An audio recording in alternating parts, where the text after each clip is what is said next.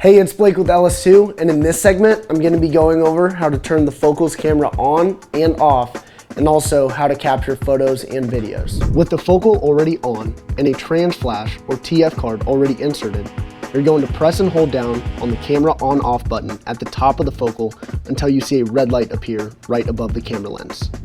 Once the Focal is on, recording is fairly straightforward. All you have to do is press down on the recording button at the top of the device, and you will notice that the red light begins to flash. And then with headphones on, you will also hear recording on. Now, to turn off recording, all you have to do is press down on the recording button again, and the red light stops flashing. All you have to do to take a picture on the Focal is press the photo button on the side of the device. And with headphones on, once pressed, you will hear photo. Also, from the outside, you will see the light flashes, which indicates you just took a photo of your scenery. To turn off the Focal's camera, you are going to press and hold down the camera on-off button until the red light turns off. This indicates that the camera is now off.